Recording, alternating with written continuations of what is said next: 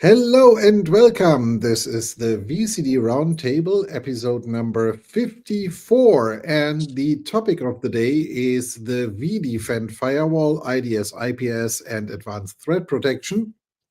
And let me quickly cover why we thought this topic is top of the agenda again, not only because this is quite an interesting additional service which can be offered by service providers, but also due to the latest changes in the licensing scenarios with usage meter 9 and the changes in the license guide. It's now finally possible that we can actually license the firewall features on an overage scenario as well. So you are no longer bound to actually make a 3-year commit if you want to use the firewall features potentially to test it out with a customer or something else. But Sasha is going to cover that for a bit, and Matthias is going to tell us a bit more about use cases and everything else for the vDefend firewall, distributed firewalls, gateways, and whatsoever else. So let me throw the ball over to Matthias first, who can then throw it to Sasha for the licensing piece, and then Matthias can give us the tech dive.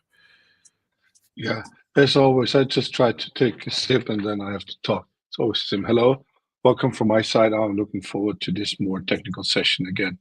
Sasha, what are you going to offer us for us? What do you have to offer us today? Yes, nice to meet you here. I think it's important that we talk a bit about all of that stuff from a license perspective. What does it mean? What options we now have also with the changes, how we can license vDefend. So yeah, happy to share this information with you.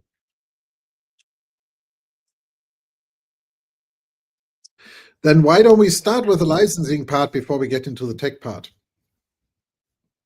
Yeah, let's do it. So Eve told us there were the changes. And we can license now as a service provider vDefend as an overage. So that's very important for us. So that means with changes usage meter 9 and Tuesday, 2 weeks ago, there come the announcement that on-demand is now available for all vDefend products. And what does it mean for us? So there are still some open questions, to be fair. So we got this information that only 200% of license keys can be generated. So does that also mean that a service provider who don't use vDefend, that he can use vDefend on demand? Currently, nobody knows, but let's see. But you are also able to say, hey, I want to activate or license vDefend on the host base. That helps us a lot now because you as a service providers don't need to start to say, hey, I need to license my complete cluster or create a dedicated cluster for vDefend with advanced threat protection or whatever. And that is very beneficial for you because you can now say, hey, I do or create a rule that vDefend only or redefend feature runs only on virtual machines on host 1, 2, 3. And the other hosts don't need to be licensed for vDefend. So that will help us a lot. And then additional to that, that makes sense. We can go with the commit for 3 hosts and can say, hey, if we need a 4th one, we can go as an overage. So that's beneficial. This makes absolutely sense with this 200%. So that will help us a lot. Other question?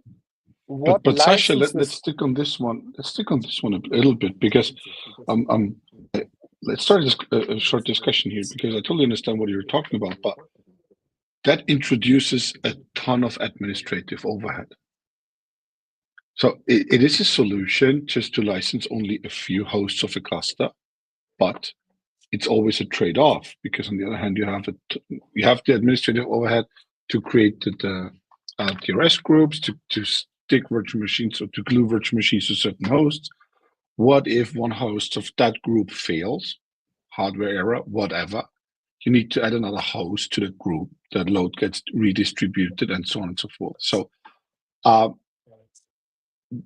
because we're blunt on all this stuff, so we need to say, guys, be careful.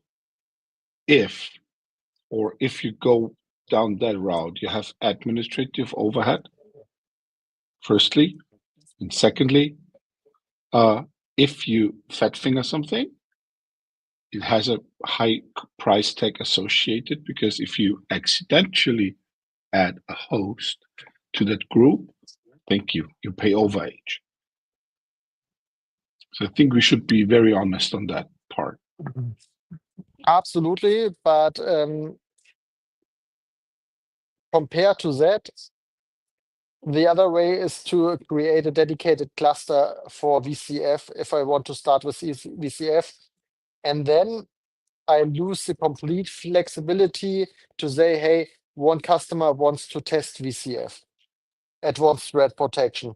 And I think that becomes more and more interesting from a security perspective to run advanced threat protection on micro-segmentation, for example.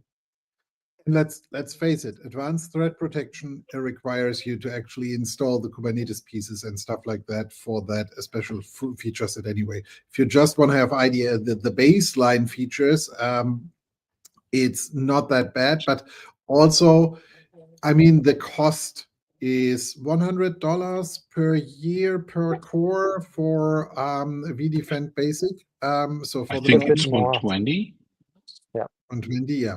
So we are talking about $10 per core. So even if by mistake you put in a host and you would not actually put that in by 120 divided by 12 is 10. Is that easy? Why 12? But let's do not start math here.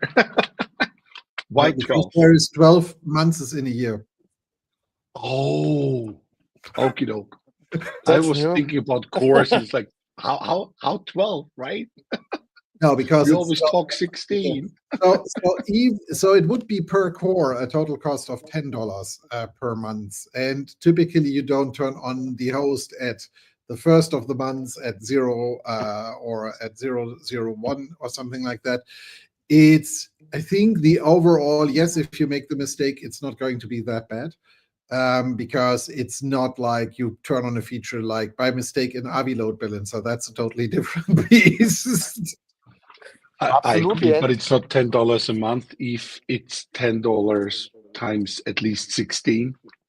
Yeah, that's Because $160. It's Yeah, but to be fair, so we have all the operation stuff now included, and it's an easy one for a service provider to create an alert if I'm using more licenses than expected. Guys, for me, it's an open discussion, because honestly, I don't get why should I not license vDefend, because I still consider vDefend being a base feature. And as Yves mentioned, we're not talking a big amount of money here. So as a CSP, I should at least license one cluster with vDefend. And if I have only a single cluster, I'm not that large anymore. Anyway, so we're not talking that big additional cost. So that's honestly speaking, and then it's easier to sell, and it's higher flexibility, and I need to compare the cost of the licenses with the administrative overhead I have on the other hand.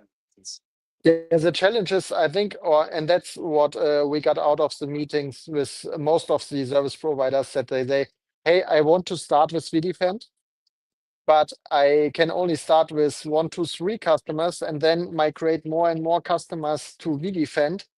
That doesn't start with day one. And that's a challenge for the service providers currently, to say, hey, I need to license my complete cluster in day one. And I need at least 1 or 2 years until every customer is using it. So this is an option to license only dedicated hosts, and everyone needs to decide it by themselves if they want to take the time to do all the configuration and save the money, especially at the beginning, or took the decision to go with the dedicated cluster, or took the decision to license a complete cluster from day 0.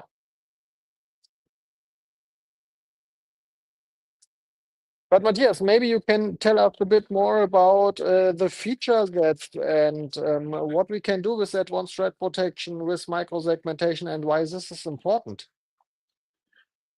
But why ATP? Let's start basic with microsegmentation. There is not always the need to have ATP on top. So with microsegmentation, you enable a more secure infrastructure also to protect workloads from each other within a single tenant. I think that's the most overseen feature of what microsegmentation introduces to your infrastructure. Most people think like, oh, I have to protect my environment against threats from the internet or from the bad guys sitting somewhere. But honestly, most of the attacks are from inside, so internally, because someone clicks a link in an email or whatever. And then the big question is, how fast is a threat able to spread itself within the infrastructure? And that's where the whole microsegmentation kicks in, because if you protect workloads even within a single layer 2 subnet, the spread rate is a lot slower compared to no protection within the own environment. I think that's one of the most important features the whole vDefend DFW brings to the table. The vDefend, of course, the other part is the gateway firewall, but I consider this one being like a perimeter, as we have always treated a firewall sitting at the border of our environment. Right? It's an additional firewall sitting behind a physical firewalling device, because I still have my opinion. I'm not moving a micrometer off. There's always a physical device, a physical firewalling device in front of the environment. So vDefend is always an additional solution, not an instead solution. So that's the whole Absolutely. vDefend firewall part, right? And I think it's also important that everyone is aware that if I have two networks, two routed networks in Cloud Director on one edge gateway, I have the default one, distributed routing, enabled, that there is no firewall rule. I can create this firewall rule on the edge gateway, but it doesn't match. Exactly, Sasha. So that's a very valid point you have taken. If a tenant creates, as you said, two routed or multiple routed networks within a single tenant, they assume the gateway protects those networks from each other, but it doesn't. For that specific behavior, I think we typically recommend having the CSP, or we instruct the CSPs have a document ready to provide guidance for their tenants how to use those two firewalls together, because it's not using either the gateway or the DFW. It's how can I combine those two firewalls to achieve the best solution for me as a tenant. Absolutely. Because you can create these firewall rules, but they don't match. And that's the interesting part out of it. And a lot of times, really funny if we are doing And then health you checks. spend hours and hours and hours of troubleshooting. Why is Yeah. the traffic still flowing? Yeah. Or they only test what's possible or what's allowed and never test what's not possible. So Yeah. yeah. So especially with Cloud Director, because if we talk about a CSP environment, it's even easier, because Cloud Director adds some very nice gimmicks, or actually some configurations to the DFW by default, which is not part of the base NSX configuration. So with Cloud Director automatically configures the DFW to create an internally any drop rule instead of an any block globally. So that's a pretty cool feature. So it protects only tenant local flows instead of protecting flows from or to the tenant. So that's the big difference if you compare the Cloud Director environment with base or plain NSX environment. So that's pretty cool. And that, at least from my perspective, makes the combination of the two firewalls, gateway and DFW, a lot easier, because on the DFW, you focus on internal flows only. And on the gateway, you focus on flows from and to your tenant. So that's pretty cool. Yeah, and let me add one part. So please be aware when you enable distributed firewall in your tenant, that you don't start in a brownfield environment with the any deny rule or any reject rule. That will not work. Because it will work. It works as yeah, designed. it will work. Yeah, that's right. And you dramatically reduce unwanted traffic, but also a lot of traffic. But I think from a business perspective of the customers, it will not work. So, yeah. But you know what I mean, and yeah, I think we need to mention it. Yeah. So what you forgot to mention, that's another unbelievable cool feature we have with VCF, because VCF contains the whole ARIA suite, which implies we have ARIA operations for log. And if you configure ARIA operations for log being the syslog receiver for the vSphere part of VCF and the NSX part of VCF and all the gateways, you have the ability to feed back the tenant-specific firewall logs into the Cloud Director UI.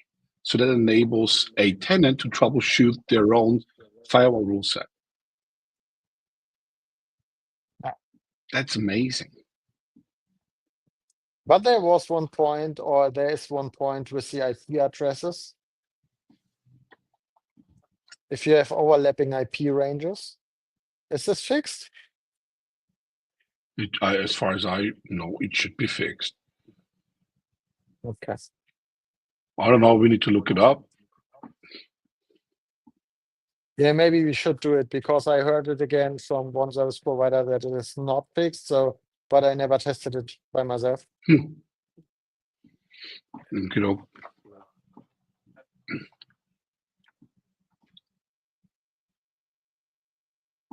Let's move over to IDS IPS. I was just about to say. So there are some prerequisites you need to fulfill for IDS IPS. It's not just a turn-on feature. Isn't it? No.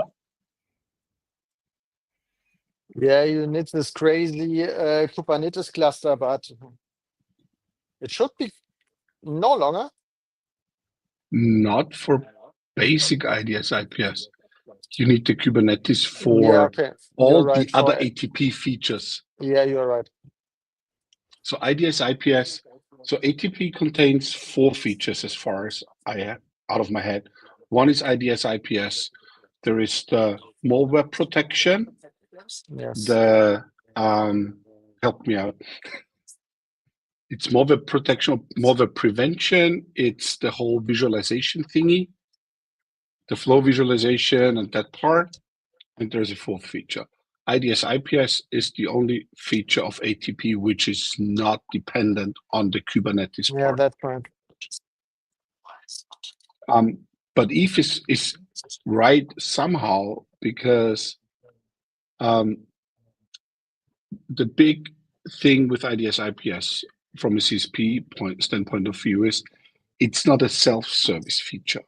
It still is not. It can only be consumed as a managed service.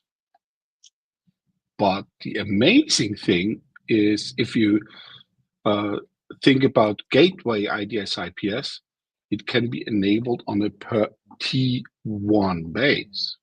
So I can enable it only for a single tenant. But a T1 runs on an edge gateway, and the edge gateway needs to be licensed for IDS IPS. That's the ATP license. Or if you're aiming for the distributed IDS IPS implementation, you need to license all the hosts with ATP. But Sasha, can you license ATP also, as you've mentioned, for the vDefend firewall on a dedicated host perspective in a single cluster, or do you need to license the whole cluster with ATP? No, that's the same rule like vDefend. Okay, that cool. applies to every vDefend. So that's important to know, because and if for I run IDS it, IP, sorry, if I run it on a gateway, can also run the vDefend advanced threat protection licenses on the same regulations like we have it for normal gateway firewalls. Yeah, cool. So the only thing what we need to be aware of is with IDS IPS, deploy at least extra large edge transport nodes. Otherwise, you might have issues with the throughput. Yes. Speaking of IDS IPS, there is another very important prerequisite, and this is internet connection of the NSX managers. Because they need to download all the patterns, and those are downloaded from a cloud service. So the NSX manager needs to have internet access. A proxy can be configured, and Broadcom provides a proper documentation which URLs need to be allowed to access. If you're not able to provide an internet connectivity, I think you can do a air-gapped installation as well, but then you need to ship all the patterns and all the stuff you need manually via USB stick or whatever. And I think with IDS IPS, it's an amazing feature, especially the distributed implementation, because you can, again, filter the traffic internally, so that the different flows you have between the stages of an application or the layers of an application.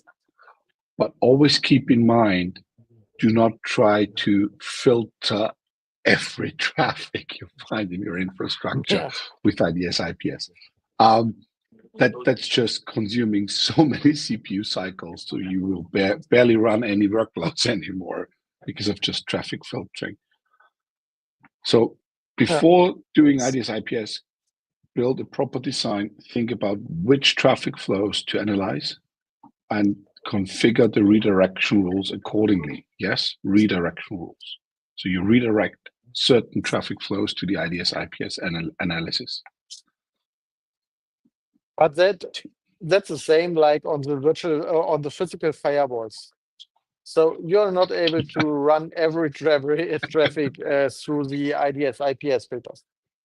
You can do it in small environments. Throughput will suffer. Yeah, and the memory and CPU will also go higher and higher, and then there will be a stop. Yeah, but that's again a very important thing, and that's also good that IDS IPS can only be consumed as a managed service, because the CSP has a perfect overview how much CPU is left, how much throughput is an edge transport node still able to handle if we talk about gateway IDS IP. Especially in shared environments. Mm-hmm. So there's a lot of stuff to consider, not only licensing, also infrastructure. Yeah, but that's like with every other product. So you need to have a proper design before you start with the implementation. So you have the right size of edge nodes rolled out, designed which firewall rules make sense to be routed over IDS IPS. Yeah.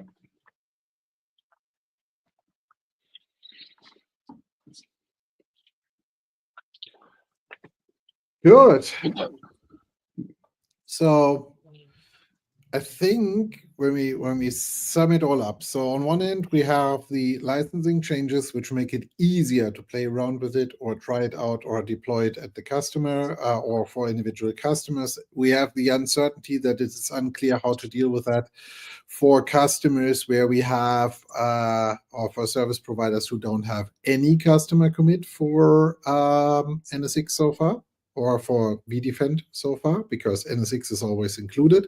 It's just the vDefend part which you need to license specifically. So that is still outstanding. Maybe we get some answers on that in the upcoming weeks.